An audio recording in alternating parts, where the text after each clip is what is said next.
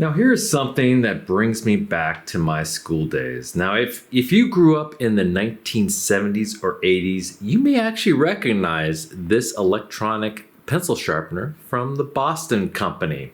This was a fixture on many teachers' desks.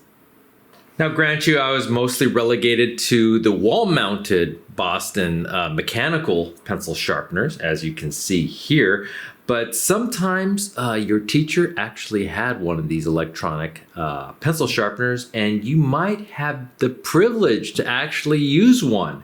And they were great fun for kids of the day.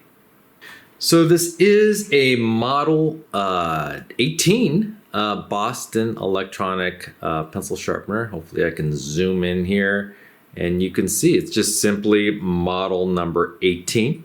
Now the Boston company was making pencil sharpeners for many, many decades, but I think in 1999 they were acquired by the Elmer's company, which eventually transferred a lot of the Boston products to the X-ACTO brand that you may have seen many different types of, let's say, knives or sculpting tools, and also pencil sharpeners under the X-ACTO brand. But this is the classic electronic pencil sharpener that I remember as a school kid, the classic ugly beige color right there, and the wood grain, the faux wood grain that you can see here. And so it is plugged in. You would just stick your number 2 pencils. I do still have a number 2 pencil, and yes, indeed, it apparently has been bitten. Again, you just stick your pencil in.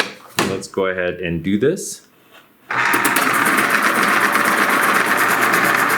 kind of move it around if you want, but the end result is a nice tip. Hopefully you can see this, a beautiful tip. Let's get past this teeth marks here.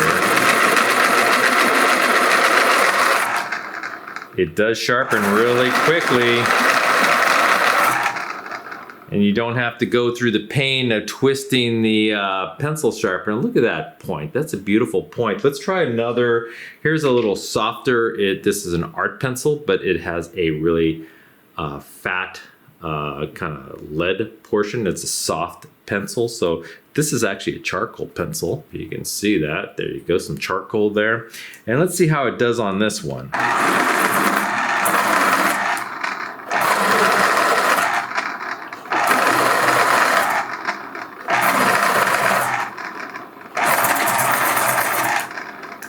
I think it does pretty good for that soft tip. These things break off really easily, but you got a nice little point there, so that it works really nice. And then this is my favorite part, when it gets full of little grounds here. You can see it right here, and this this is wonderful. Just smelling these little chips, it's like it has a distinctive classroom smell to it. So that's really fun to see as well. So I just don't like to just look and test these things out. I kind of like to sometimes open them up and see how they work. Not all that technical, but you know, we got 3 screws here, and so let's open this thing up and see what's actually inside. So I did unplug it, and so we'll go ahead and take out these 3 screws on bottom. 3, put those aside, put that aside, and looks like this little base pops right off. There you go, it does have some residual dust in there. There you go. And I guess this thing just slips right on down. And let's hang on. And there you go. That is the insides. Pretty bulky compared to modern day sharpeners. I have opened up modern day electronic sharpeners, and they're not nearly as bulky as this. Not exactly sure. Usually when you stick it in, it triggers some kind of a switch. Maybe you look under here.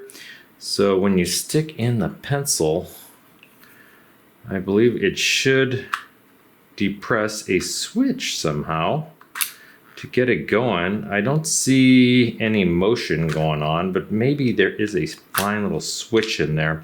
Usually when you stick in a pencil to a electronic pencil sharpener, you actually see a little switch mechanism kind of engage, and that's usually how these things work.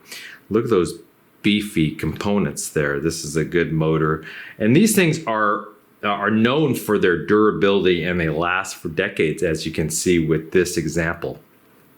And there you have it. That is the Boston Electronic Pencil Sharpener model number 18 from the 70s and 80s. Hope you enjoyed this video. I'll see you next time. Bye-bye.